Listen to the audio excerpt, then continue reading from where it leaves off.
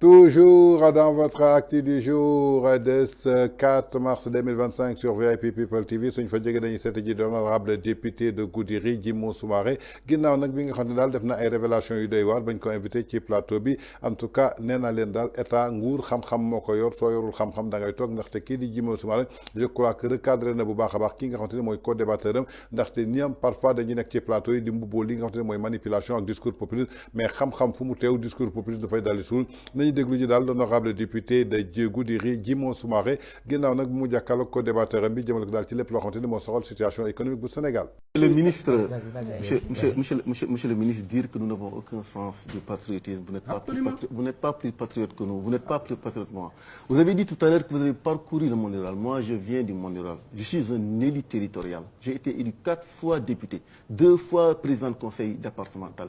Je connais le monde rural plus que vous, monsieur le ministre. Non, je suis désolé. Non, je connais le monde rural beaucoup plus que vous. Vous le connaissez, mais pas plus que moi. Je ne vous ai pas coupé, monsieur le ministre. Je le connais mieux que vous. Je vous ai écouté, vous êtes un ministre de la République, j'ai beaucoup de respect pour vous et je vous ai écouté, donc, et l'élégance de m'écouter aussi, monsieur le ministre. Non, on vous écoute, mais ne dites pas des contre-vérités, vous ne connaissez pas. Vous avez parlé, je ne suis pas d'accord avec ce que vous avez dit, pourtant j'ai eu l'amabilité de vous écouter. Je voudrais tout simplement dire aujourd'hui que durant la présidence du président Macky Sall, nous n'avons pas réduit les inégalités sociales, réduit la fracture territoriale, surtout en termes d'infrastructures. Nous n'avons pas mis en place des dispositifs qui viennent en aide au monde rural. C'est dire aujourd'hui, monsieur, je suis désolé de dire des contre-vérités. Et aujourd'hui, dans le Sénégal des profondeurs, tout le monde, dans des villages, au Saloum, à Tamba, en Casamance, tout le monde salue l'action du président Macky Sall dans le quotidien. Et vous pouvez voir aujourd'hui, pratiquement dans ces villages, de l'eau, de l'électricité un peu partout. Nous avons, de façon exponentielle, tout simplement, permis à des milliers et des milliers de Sénégalais de disposer d'infrastructures sociales de base.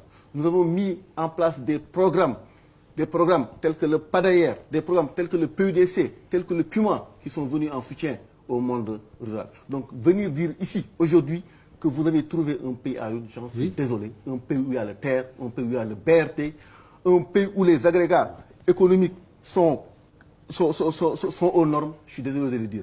Vous nous parlez d'endettement, il y a eu beaucoup de bruit autour de ça. Moi, j'ai été député à l'Assemblée nationale, où l'Assemblée nationale a voté les lois de règlement 2019, 2020, 2021, 2022. L'Assemblée nationale a adopté les lois de règlement. Et ces comptes ont été certifiés par la Cour des comptes. Donc, vous parlez d'endettement, de quel circuit d'endettement vous parlez? Nous sommes membres de l'UEMOA. Aujourd'hui, le Sénégal dispose au niveau de la Banque centrale d'un compte de dépôt. Alors, s'il y a des circuits parallèles, comment dire, cet argent n'est pas passé par la Banque centrale? Dites-moi, techniquement, comment est-ce possible? Ou bien on met de l'argent dans des avions qu'on ramène au moment de rembourser, on ramène de l'argent. Cette histoire d'endettement, monsieur le ministre, il faut que vous l'arrêtiez. Vous devez trouver ce pays dans un très bon état sur le plan économique et financier. Maintenant, vous n'avez pas de vision. C'est la même chose lors de la déclaration de politique générale du Premier ministre, et ça vient de se confirmer avec la déclaration du président de la République. Vous pouvez faire montre de convictions fortes, vous êtes dans les généralités, mais vous n'avez pas de vision. Vous n'avez pas de vision. Mais tous les instruments liés à l'économie sociale et solidaire, qui les a créés? C'est le président Macky Sall, à travers l'ADER, par exemple, qui est un instrument de l'économie sociale et solidaire. Mais monsieur Soumaré, le maquillage des chiffres, lan nga ciy wax plus de écart bi bëri na 1000 milliards. Écart bi loolu laa dama ne man Assemblée nationale laa nekkoon ñiy voté li ñuy wax ay loi de règlement xam nga loi de finance am loi de finance. am LFR loi de finance am loi de règlement. Loi de règlement kan moo koy certifié du Cour des comptes ñu seeti ko 2010 19 2020 2021 2022 Assemblée nationale adopté ko donc suñu ñëwee ne dañoo maquiller chiffres yi wala leneen naka lañ ko maquiller. nañu wax sénégalais yi naka la ñuy maquiller ay chiffres nañu wax sénégalais yi circuit d'endettement yi ñuy dafa am ay circuit parallèle d'endettement nañu liggéey dañoo fekk réew mi dans un état boo xam ne sur le plan infrastructurel lépp lañ defar pratiquement mettre en place des dispositifs yoo xam ne soo si adossé woo di nga yóbbu réew mi tey jii réew mi li ñu soxla mooy lan liggéey accompagner le monde agricole le monde rural le chômage des jeunes chaque jour nga dégg ñoom ñoo doon suñu en 2 mois dañuy régler problème xale yi chaque jour nga dégg gars yi dem la cherté de la vie jël nañ fa ay mesures nu mu mujjee tey la dund bi gën a cher donc nañu mettre le curseur là-bas ça fait 10 mois ñu ngi au pouvoir. Mais monsieur Soumaré, quel crédit aujourd'hui faut-il donner au rapport des corps de contrôle?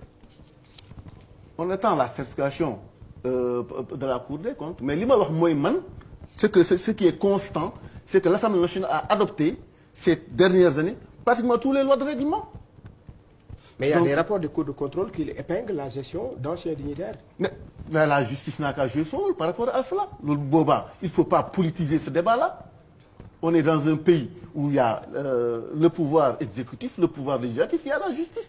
Si des dignitaires sont épinglés, la justice n'a qu'à jouer son rôle. Ça, en tout cas, bu mu doon dans un esprit de revanche. Et puis ñi yemale ñëpp tamit ñi yemale ñëpp la justice aussi yemale ñëpp ku def dara justice def li muy def liggéeyam.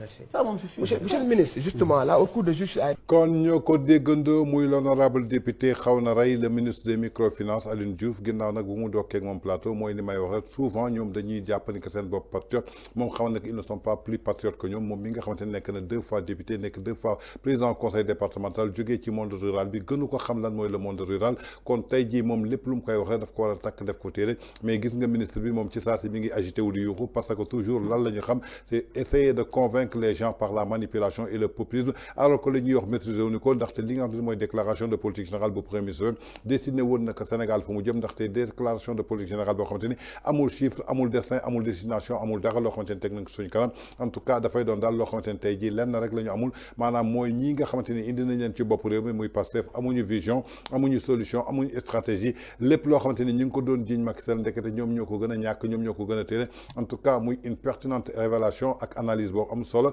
boo xamante ni tey jii le honorable député Djimo Soumaré bu Goudiry xaw na rey ki nga xamante daal mooy le ministre des microfinances di Alioune Diouf sur le plateau.